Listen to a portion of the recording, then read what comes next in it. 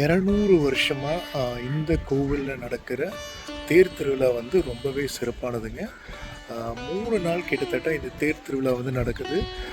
நெறைய மக்கள் வந்து கலந்துக்கிறாங்க. அதுவும் குறிப்பா கேரளாலேருந்துலாம் நெறைய மக்கள் வர்றாங்க. இந்த கோவில்ல இருந்து தீர்த்தமெல்லாம் கொண்டு போய் மத்த கோவில்லையும் அபிஷேகம் பண்றாங்க. ரொம்பவே ஒரு சக்தி வாய்ந்த அம்மன் கோவில்ல தான் இருக்கும்.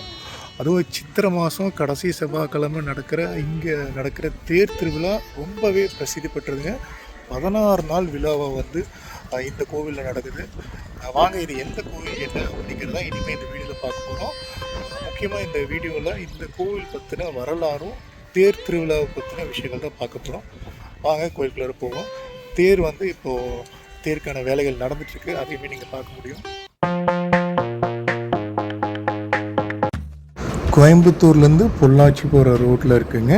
பொள்ளாச்சி போகும்போது முள்ளுப்பாடி அப்படிங்கிற இடத்துல பாலம் ஏறாமல் அந்த பாலத்துக்கு இடதுபுறம் கீழே வந்து நீங்கள் போகணும்.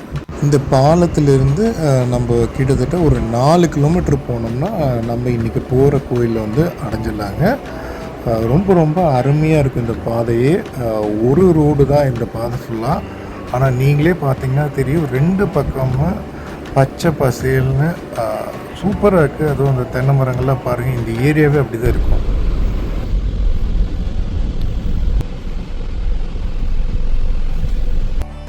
நம்மளுடைய பயணத்தில் நம்ம இன்றைக்கி வந்திருக்கிற இடம் வந்து சூளக்கல்ங்க.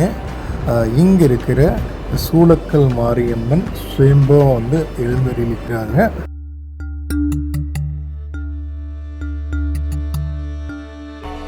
தேர் பாருங்கள், சும்மா ஜம்முன்னு ரோட்டில் நிறுத்தி வச்சுருக்காங்க. பக்கத்துலேயே ஒரு குட்டி தேருமே இருக்குது. அந்த வேலைகள் நடந்துட்டு இருக்கிறதுமே நம்ம பார்க்க முடியுதுங்க. இந்த கோவிலில் நடக்கிற தேர் திருவிழா வந்து ரொம்பவே பிரசித்தி பெற்றதுங்க இந்த பகுதியில்.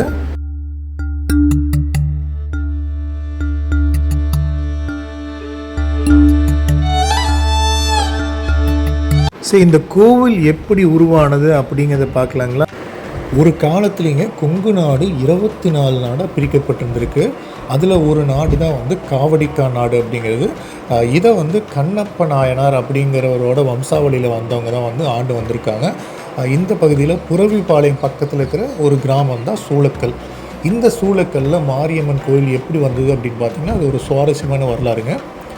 அந்த காலத்தில் பார்த்திங்கன்னா கிராமங்களுக்கு பக்கம் இல்லை சுற்றி வர பார்த்திங்கன்னா பசுமையான மரம் செடி கொடின்னு எக்கச்சக்கமாக இருக்கும். காடு மாதிரி தான் இருக்கும். அதனால் என்ன பண்ணுவாங்கன்னா, கிராமத்தில் இருக்கிறவங்க அந்த காட்டுக்கு கால்நடைகளெல்லாம் ஓட்டிகிட்டு போயிட்டு சாயந்தரமாக கூட்டிகிட்டு வருவாங்க. ஒருத்தரோட கால்நடைகளில் ஒரு பையன் வந்து தினமும் ஓட்டிகிட்டு போயிட்டு திரும்ப கூட்டிகிட்டு வர்றது வந்து வழக்கம். ஆனால் ஒரு டைமில் என்ன ஆகுதுன்னு பார்த்திங்கன்னா, அந்த பசுக்களோட பால் பொழியிறது வந்து நல்லா பொழிஞ்சிட்டு இருந்த பால் வந்து குறைஞ்சிட்டே வந்திருக்கு. அளவு குறைஞ்சிட்டே வர அது என்னடா நடக்குது அப்படின்னு சொல்லிட்டு ஒரு நாள் வந்து ஒளிஞ்சிருந்து பார்க்குறாரு. அப்படி ஒளிஞ்சிருந்து அந்த பசுக்களை பார்க்கும்போது அந்த பசுக்கள் எல்லாம் ஒரு இடத்துல போய் நின்று தானாகவே பாலை பொழியுது. இது என்னடா இப்படி பண்ணுது அப்படின்னு சொல்லிட்டு ஒரு கோவத்தில் தடியை வச்சு அந்த பசுக்களை எல்லாம் அடிச்சிடுறாரு. அப்படி அடிக்கும்போது எல்லா பசுவும் வந்து தெரிச்சு ஓடுது. அப்படி பயந்து போகிற ஒரு பசுவோட கால் குழம்பு வந்து ஒரு சுயம்பு மேலே பதிஞ்சு ரத்தம் வலியுது. இதை பார்த்து பயந்து போகிற அவர் வந்து அந்த இடத்த கூர்ந்து பார்க்கும்போது சுயம்பு பக்கத்தில் அம்மனோட சூளம் இருக்கிறத பார்த்து அங்கே வந்து ஒரு பெண் தெய்வம் எழுந்தருளி இருக்கிறத வந்து உணர்ந்து கொள்கிறாரு. தன்னோட செயலுக்காக வருந்துறாரு. அன்று இரவே வந்து பசுவோட உரிமையாளர் கனவுல அம்மன் தோன்றி சுயம்புவாக எழுந்தருளிக்கிறது நான் தான், எனக்கு வந்து அந்த இடத்துல கோயில் கட்டி என்னை வந்து கும்பிடுங்க அப்படின்னு கட்டளை போடுறாரு. சூளத்துக்கு பக்கத்தில் சுயம்புவ கல் வந்தங்காட்டி தான் அந்த இடத்த, அந்த கிராமத்தை வந்து சூளக்கல் அப்படின்னு சொல்லி சொன்னாங்க. சூளக்கல்ல மாரியம்மன் வந்து தோன்றணுங்காட்டி, அதாவது குடி கொண்டு வந்தங்காட்டி சூளக்கல் மாரியம்மன் அப்படிங்கிற மாதிரி அம்மனுக்கு வந்து பேர் வந்ததுங்க.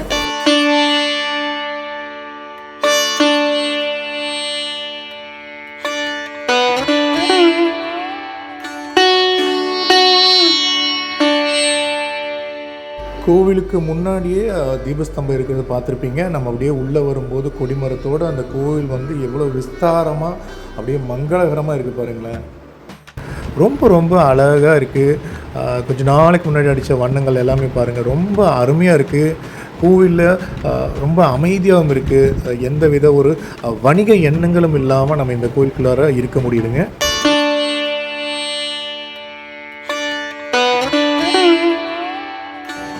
சூளக்கல் மாரியம்மனை நம்ம சாமி கும்பிட்டா நமக்கு ஏதாவது அம்ம நோய் இருக்குது இல்லை கண் நோய் இருக்குன்னா கண்டிப்பாக வந்து அது வந்து தீர்ந்து போகும் அப்படின்னு ஒரு பெரிய நம்பிக்கைங்க. அதே மாதிரி மாரியம்மனோட அபிஷேக தீர்த்தத்தை வந்து கண் நோய் இருக்கிறவங்க வந்து தங்களோட கண்ணில் வந்து ஒத்திக்கிட்டால் கண் நோய் வந்து சரியாகும் அப்படிங்கிறது இன்னொரு பெரிய நம்பிக்கை.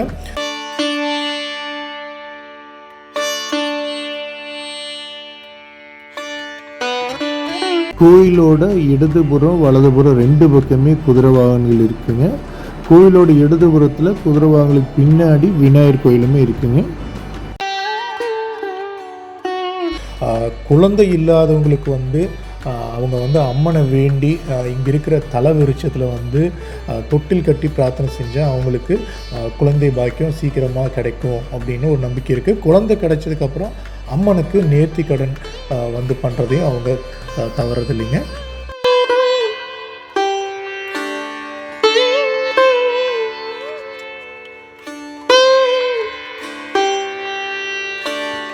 கருங்கல்ல தான் வந்து கருவறையும் மகா மண்டபமும் கட்டியிருக்காங்க.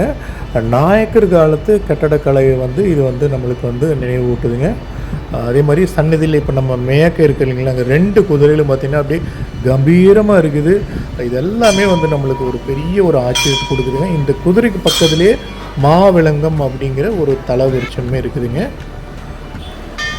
இப்போ நம்ம கோவில் ஒரு ஃபுல்லாக ஒரு சுற்றி வந்துட்டு கோவிலுக்கு முன்னாடி வந்துட்டுங்க நம்ம இப்போது சாமியை தரிசனம் பண்ண போகிறோம். ரொம்ப ரொம்ப பரவசமாக இருக்குதுங்க. அதுவும் அந்த அம்மனை வந்து நம்ம பார்க்கும்போது ரொம்பவே மங்களகரமாக வந்து அம்மன் வந்து நமக்கு காட்சி அளிப்பாங்க. வடக்கு வாய்ச்செல்வி அப்படிங்கிற பேரோடு அழைக்கப்படுற இந்த அம்மன் ரொம்பவே சக்தி வாய்ந்த அம்மனுங்க. நான் முன்னாடி சொன்ன மாதிரிங்க இந்த கோவிலோட தலையாய திருவிழா வந்து தேர் திருவிழாங்க சித்திரை மாதம் கடைசி செவ்வாய்க்கிழமை அன்னைக்கு பூச்சாட்டுதலோடு தொடங்குது. அதுக்கப்புறமா அதுலேருந்து 7ஆவது நாள் வந்து கிராம சாந்தி நடக்குதுங்க. அப்புறம் சப்பரம், சிம்ம வாகனம், குதிரை வாகனம், அன்ன வாகனம் அப்படின்னு 6 நாட்களுக்கு காலையிலையும் சாயந்தரம் அம்மன் வந்து திருவீதி உலா வந்து வர்றாங்க. வியாழக்கிழமைலேருந்து சனிக்கிழமை வரைக்கும் திருத்தேர் வந்து வடம் பிடிக்குங்க. அப்படியே அலங்கரிக்கப்பட்ட அந்த தேரில் அம்மன் வந்து வரும்போது ரொம்ப ரொம்ப அழகாக இருக்குங்க. ஜாதி பேதங்கள் எல்லாம் கடந்து எல்லா மக்களும் வந்து இணைஞ்சு தான் வந்து இந்த தேரை பிடிக்கிறாங்க. சனிக்கிழமை இரவு வந்து தேர் நிலையடைஞ்சோனையும் தேர்விழா வந்த வீதியில் மறுபடியும் வந்து அம்மன் வந்து உலா வருவாங்க. தேர் திருவிழா பற்றின விவரங்கள் இந்த போர்டில் இருக்குது. முடிஞ்ச அளவுக்கு இந்த வருஷம் நீங்களும் போய் கலந்துக்குங்க. தேர் பார்த்ததுக்கப்புறமா அடுத்த நாள் ஞாயிற்றுக்கிழமை மஞ்சள் நீராட்டு விழா, மகாபிஷேகமெல்லாம் நடக்குங்க.